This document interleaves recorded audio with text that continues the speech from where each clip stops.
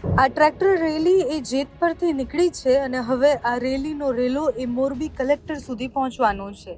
ગઈકાલે ખેડૂતો સાથે જે થયું એટલે ખેડૂતોએ જ્યારે રસ્તા ચક્કાજામ કર્યા વીજ કંપનીના વિરોધમાં અને સાથે જ એમના ખેતરમાં જ્યારે વીજ પોલ નાખવા માટે પોલીસ આવી એનો વિરોધ કરવામાં આવ્યો અને એ વિરોધ પછી જે દ્રશ્ય સામે આવ્યા જેમાં પોલીસ અને એ ખેડૂતો વચ્ચે સંઘર્ષ અને ઘર્ષણ થયું.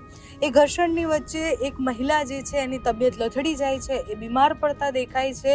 પોલીસ જે છે એ લાઠીચાર્જ કરે છે, બાળકોથી લઈને મહિલા બધાને પોલીસ મારે છે. હવે બધા જ ખેડૂતો ભેગા થઈ અને ટ્રેક્ટર રેલી લઈને નીકળ્યા છે. મોરબી કલેક્ટર સુધી પહોંચવાના છે. આજે ત્યાં એક આવેદનપત્ર આપવાના છે. છેલ્લા કેટલાય સમયથી આખા ગુજરાતભરમાંથી ખેડૂતો વિરોધ કરી રહ્યા છે વીજ કંપની સામે. આ વિરોધના દ્રશ્ય માત્ર અત્યારે જેતપરના છે, પણ આ રેલીનો રેલો ગાંધીનગર સુધી પણ પહોંચવાનો છે. 15 જૂનના રોજ આખા ગુજરાતમાંથી ખેડૂતો ભેગા થવાના છે અને ટ્રેક્ટર રેલી લઈ અને ગાંધીનગર આવવાના છે. તો અત્યારે જેતપરથી જે દ્રશ્ય સામે આવ્યા છે, ગઈકાલે જે થયું હતું તે જુઓ.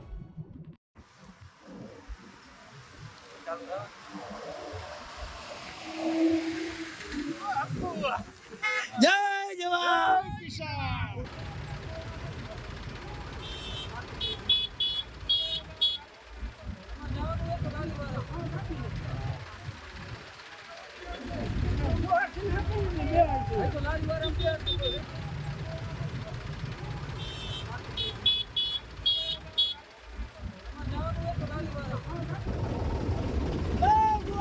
જય કિસાન.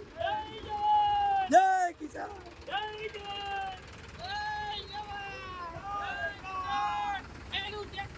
જિંદાબાદ. જય કિસાન.